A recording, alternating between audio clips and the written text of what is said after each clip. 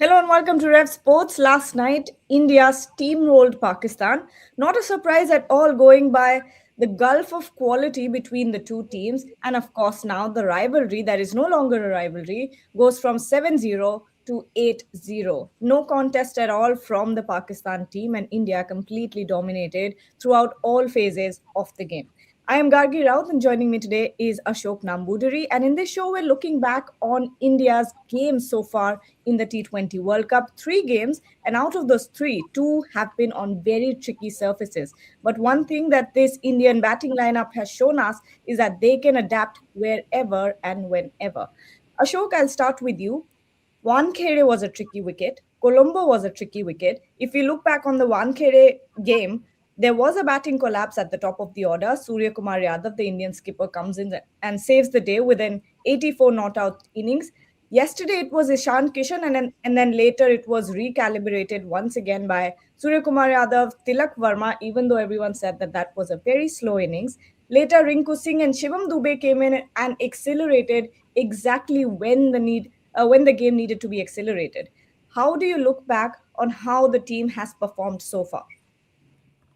I think the Indian batting is looking good. To your point, I think when you are down one wicket on the first ball, you need to figure out what the conditions are. The pitch was a tad slow. We know that the boundaries were a bit further than the usual boundaries, and I think Pakistan really had that first over that they bowled in their control. I think all the other overs, I think the 35 odd overs, were dominated by India.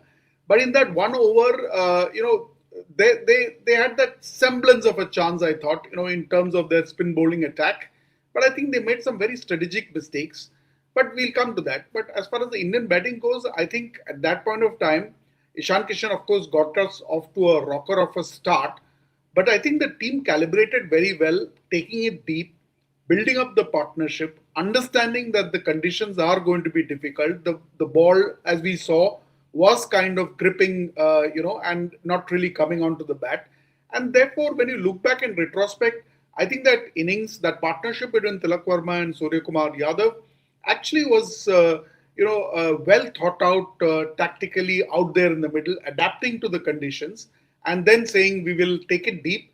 And then, of course, those two innings, one by Rinku Singh and the other by Shivam Dubey towards the end, made that crucial 15, 16 runs of difference. Ultimately, of course, Pakistan lost by 61 runs, but I thought those 15, 16 runs would have been absolutely crucial. Oh, I was unable to unmute myself. But looking at the bowling as well, and we're talking about the learnings of this Indian team. So far, we've seen two combinations throughout this World Cup, one with Kuldeep Yadav, one without a Kuldeep Yadav. And both of these bowling combinations look incredibly dangerous. Yesterday, talk about Jasprit Bumrah's bowling as well. How this, and we have also seen many variations when it comes to the power play as well. In the last match, we saw that Jasprit Bumrah only bowled one over in the power play, whereas yesterday you saw Jasprit Bumrah and Hardik Pandya bowling two overs each, starting off the innings very strong for India. We saw something similar against USA as well. But the kind of adaptability that you're seeing from this bowling lineup as well is something that is going under the radar. Oh, completely. I think the narrative, in fact, starts with Hardik Pandya. I think he was out first ball, and he came back saying that I'm going to show you how it works. I mean, that is called attitude. I think he was spewing attitude all over in terms of his body language. And then he came in and bowled that ball to Sahibzada Farhan. I think Pakistan kind of wrapped up at that ball itself, to my mind. But then what Bumrah came and did, to your point, in the second over where he got those two wickets and Pakistan went down by 3 wickets, I think the match was all but sewn up by that stage. I don't think that Saim Ayub had the arsenal to take on Bumrah. I don't think the batsmen really were able to read him. And the ball was moving. Bumrah was deadly accurate. He bowled that Yorker, which reminded me of the earlier Bumrah. And I think, that got us off to a great start. So, whatever wee bit of doubt that one may have had in that first over, I think completely vanished by the time Bumrah finished his second over. And then, of course, Kuldeep has always had this love affair with Pakistan. He had bowled and taken those 4 wickets in the Asia Cup finals. And I think the team has the bandwidth, has the flexibility, and can make these decisions. To leave an Arshdeep on the bench and then say that we will pick Kuldeep itself talks about the kind of depth India has, the kind of variety that it can fall back on, and it gives that flex to kind of say that okay, this is the conditions, this is how it is different, and this is what we will do. So yes, to your point, I mean, we've had matches with Kuldeep, we've had matches without Kuldeep, but I think it's just showing the kind of depth and the versatility that is there in the lineup that India has. You know what, Ashok? I stand corrected. We've actually seen three combinations when it comes to bowling: one without Bumrah, one with Kuldeep, and one without Kuldeep. So you've actually seen Oh, three yeah. different bowling combinations in 3 games, which is, and every single time the Indian team has been able to dominate with this attack. So one without a Jasprit Bumrah, you've been able to have an Arshdeep Singh in your armory and still be just as effective, just as penetrative. With a Kuldeep Yadav, if you ever end up encountering wickets like Wankhede or Colombo again, you know that you have a Kuldeep Yadav to get as much purchase off the wicket as possible. So this is really a very well-rounded bowling lineup. Going forward, Ashok, in this World Cup, these are some of the lesser stronger teams that we've faced so far. USA pushed you to your limits. Namibia was obviously a rollover, so was Pakistan. But going forward, you're going to meet teams like South Africa, and that is actually one of the strongest teams in this contest. How are you looking at India when they meet teams like these? Do you still think India will go in as favorites? Yeah, I think it's like you started this show by saying that it was a no contest 8-0, and I think the it's time to lay this rivalry, so-called rivalry, to rest. The real focus has to be going forward. What does India do? What are the learnings? Like we spoke about earlier. And I agree, South Africa is, I think, looking good overall. If I were to pick one team apart from India in terms of favorites, that would be South Africa for me. I think their bowling looks really potent, and like you talked about India having come good on the bowling, I think their bowlers, whether it's Marco Jansen, whether it is, I mean, all the bowlers are actually looking good, and that, and then of course their batting, the way Aiden Markram played that innings in the last match, absolutely fantastic. I think what India will have to rely on would be a few things. I think one, this adaptability that we said, this course correction that we are talking about, understanding the conditions, understanding what's happening there, and then saying, okay, let's change or let's course correct is the critical composition component of playing on some of these surfaces, and therefore that's going to be one crucial aspect for India. The other, the other aspect I think is the power play. Yesterday India got 52 in the power play, and then Ishan Kishan came in and accelerated to some 82 by the end of the 10th over, and it was only between 10 and 14 or 10 and 15 that it kind of slowed down a little bit. But I think that was deliberate, and I think having said that, maximizing the power play, and now you have Ishan Kishan in the form of his life. There is no other way to describe it. And therefore, between Abhishek Sharma and Ishan Kishan, if you can get off to a flyer, that is an edge that not many other teams can copy. And then you fall back on your bowling versatility to get the opposition out. So these three things, I think, is the are the three levers that India should be able to deploy well when it comes to South Africa. Digressing from the India topic a little bit, I know we're talking about India's World Cup campaign, but I was having a look at Mike Hessen's quotes yesterday. The head coach came out to address the press in the press conference, and he was asked about Mohsin Naqvi visiting the team on match day minus ones. I'm not sure if you've read what he said, but he thinks that it doesn't add any extra pressure on the team. Both chairman is a big supporter of our team, and if he's coming to meet the players before the game, it's a part of his job. it doesn't add extra pressure on the players. If it's a part of his job, if Mohsin Naqvi, the board chairman and not the Interior Affairs Minister of Pakistan, is a big supporter of the Pakistan team, why did he leave the ground when Pakistan was 6 wickets down? What happened to losing with grace? What happened to supporting your team? You say that you're a big supporter, so where's the support? I don't understand.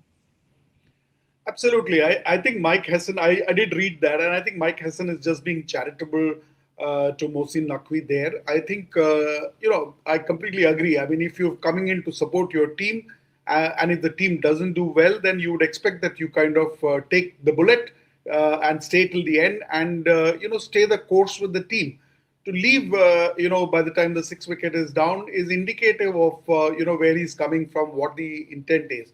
So I wouldn't attribute too much to what Mike Hessen is saying. I don't think there are too many options there, frankly.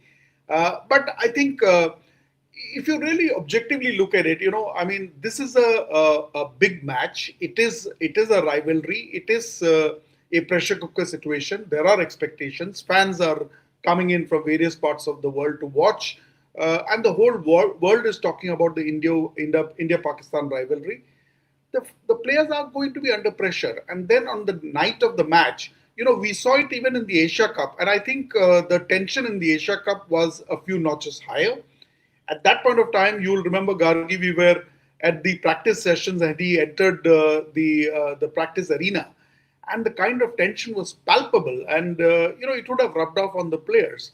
Maybe the tension was a bit lower this time, but to come in on the night of the match and then get the players to meet him at 10 p.m. I'm told. I mean, it beats logic. You'd rather say go rest, have an early dinner, relax. We've talked about visualizing the next day. These are the kind of things that you need to do. Not really come and meet and obviously the players are going to say that it is motivation, but I don't think that this approach is going to work. And I, it's yeah. really I don't think even Mike Hessen will be able to come out in the public and say that, oh, it affects the team. I don't think exactly. they can do that. He can't do that.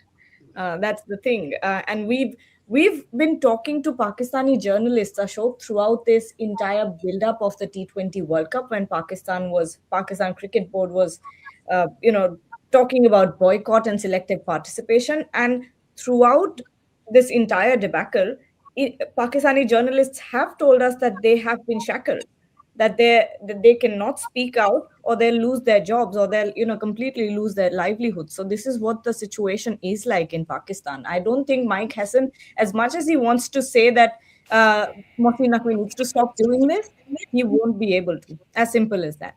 Let's take a final couple of questions. Yeah, Yes. but just to respond to that, I think the bigger problem really is that in amidst all this the political drama and Mohsin Naqvi coming to meet and I'm talking about internal. I'm not even talking about the rivalry, etc. I think the focus is shifting from building the talent ground up for Pakistan. And when you're struggling with somebody like Babar Azam, there are so many memes going around on social media around him. He's such a misfit. He looked out of proportions when it came to the match yesterday, and that wild shot, that he played was just frustration. At these kind of levels, you need to demonstrate leadership by saying that I will hang in there, rotate the strike, but will make it happen. But to just give in to that kind of a rash stroke, I think the issue is that we talked about the depth and the versatility. You need to do basic foundational work to get that kind of talent going. And I think that's where Pakistan will take a big hit. Absolutely. And I remember watching this on social media this morning that a couple of ex-Pakistani cricketers were sitting, I think it was Shoaib Akhtar, and they were discussing on live TV about the talent and how the talent is not being utilized. Something like that was the topic of the conversation, and Shoaib very bluntly questioned what talent, where is the talent, where is the talent that you're talking about. And I think Pakistan cricket needs voices like that at the moment. Okay, let's take a few comments and then close the show. Sure. Proshanjeet Mitra is saying, do you think Ishan will be rested in the last group match? or the Indian think tank will not change the momentum. Siraj and Arshdeep in for Bumrah and Kuldeep. I don't see a reason for Ishan Kishan being rested. Why would you want to do that? If you're referring to his cramps yesterday that he was struggling with, that is something that goes away pretty quickly. So if you're thinking that's the reason why Ishan Kishan should be rested, I don't think that's the case. You want as much game time as possible before you head into the Super 8s. So I don't think anyone's being rested, not even Bumrah, uh, or Kuldeep. In the next game, Ahmedabad, I think it's Arshdeep who will come back into the squad and Bumrah will keep his place. Okay. One of the good things about this World Cup is balance of pitches between bat and ball. Oh, absolutely. Ashok, why don't you take this question? Yeah, I think we India went into the T20 World Cup, with the batting team talking about scores of 220, 210, 250, those kind of numbers, and then it was a sudden crash to say that 170, for example, on the pitch yesterday is a par score. And I think that calls for a certain maturity when it comes to understanding the conditions and playing those kind of conditions. And in that sense, I think these pitches are actually more competitive. Yesterday I thought that what Pakistan did by loading up the spin weightage in their bowling arsenal was actually a good ploy, because we saw that it was a slow wicket.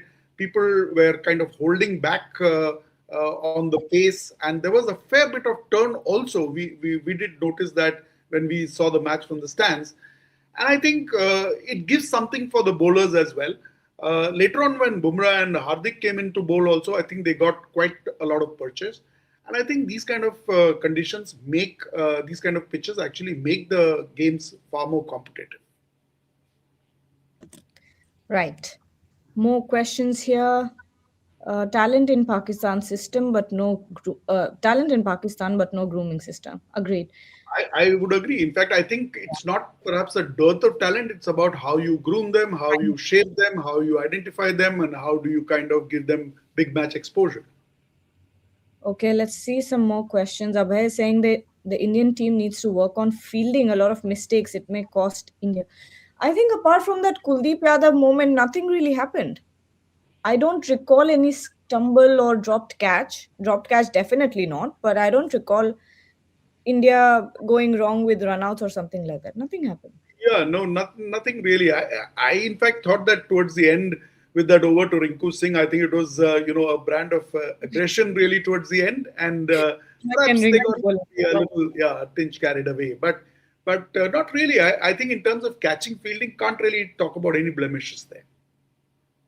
Not yet, Ashok, but this is something Indian team has struggled with so far in the Actually, tournament.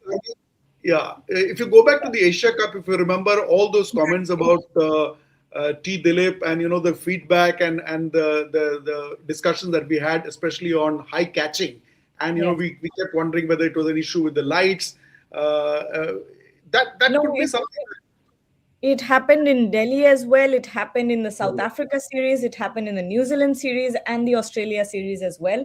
So catching efficiency, if I'm not wrong, is at one of its lowest in Indian cricket, which is not a good sign. At the same time, what happened yesterday with Kuldeep is one of the weakest links in fielding. On the other hand, you have a Rinku Singh who makes it seem like you're wondering how many Rinku Singhs are on the field. He's running around everywhere, taking those catches, saving runs at the boundary. So, one of the most nimble and agile fielders that you can have in your team. But I think we're at the end of our show. I think we've taken most of. Tilak had dropped two catches yesterday. Ashok, when did they when did it happen? Not sure. Maybe need to go back and check, but I'm not so sure on that one. But I think between Tilak, Hardik, Rinku, I think we've got a fairly competent fielding setup. Yeah. Okay. I think we'll call it live. We'll call it a show. Thank you so much, Ashok, for joining. And to everyone who's watching, don't forget to come back at 12. Boria and Debashish are going live from the Chennai airport. They're in transit at the moment. And of course, at 5 o'clock, me and Ashok will be back from Colombo. So don't forget to join us then and like, share, and subscribe to the channel. Thank you.